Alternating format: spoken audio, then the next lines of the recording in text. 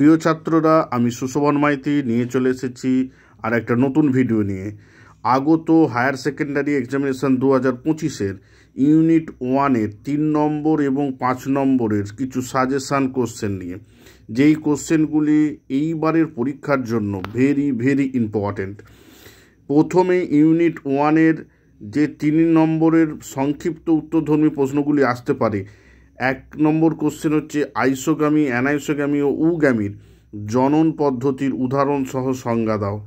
2 নম্বর question রয়েছে দ্বিবীজপত্রী উদ্ভিদের ভ্রূণ গঠন পদ্ধতি সংক্ষেপে বর্ণনা করো। 3 নম্বর রয়েছে বায়ু পরাগী ও পতঙ্গ পরাগী ফুলের মধ্যে 3টি পার্থক্য লেখো।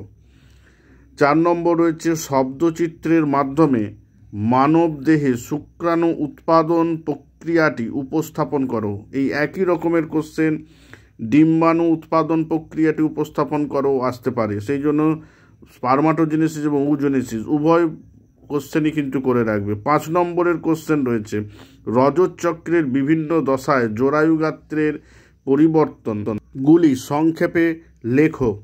একই রকমভাবে ডিম্বাশয়ের পরিবর্তন সংক্ষেপে লেখেও কোশ্চেন আসতে পারে, অর্থাৎ রজতচক্রের বিভিন্ন দশায় ডিম্বাশয়ের পরিবর্তনগুলি সংক্ষেপে লেখো, এটা অবশ্যই করতে হবে। 6 নম্বর কোশ্চেন রয়েছে অ্যামনিওসেন্টেসিস কি, এর তাৎপর্য লেখো। 7 নম্বর জননগত স্বাস্থ্য কি, এর প্রয়োজনীয়তাগুলি আলোচনা করো। 8 নম্বর রয়েছে আইইউডি সম্পর্কে টিকা লেখো। আইইউডি সম্পর্কে টিকা, এই কোশ্চেনগুলো ভালোভাবে দেখবে। এরপরে রচনাধর্মী প্রশ্ন রয়েছে 5 নম্বরের হচ্ছে 1 নম্বর কোশ্চেন চিত্রসহ দ্বিবীজপত্রী উদ্ভিদের ডিনিশেক প্রক্রিয়া পদ্ধতিটি বর্ণনা করো।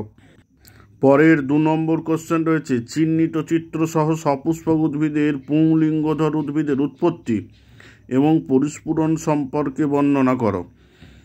3 নম্বর কোশ্চেন রয়েছে মানব দেহে পুং জননতন্ত্রের চিত্রসহ গঠন বর্ণনা করো। একইভাবে তোমরা মানব দেহে স্ত্রী জননতন্ত্রের চিত্রসহ গঠন বর্ণনা করো, এটাও করে রাখবে।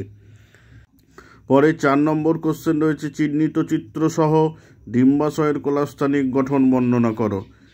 একইভাবে চিহ্নিত চিত্রসহ শুক্রাশয়ের কোলাস্থানিক গঠন বর্ণনা করো, এটাও খুব ইম্পর্টেন্ট। অনেক বছর এই দুটো কোশ্চেন পড়েনি, তো সেহেতু এই দুটো কোশ্চেন খুবই ইম্পর্টেন্ট। এই কোশ্চেনগুলো অবশ্যই ইউনিট 1 থেকে তোমাদেরকে করতে হবে।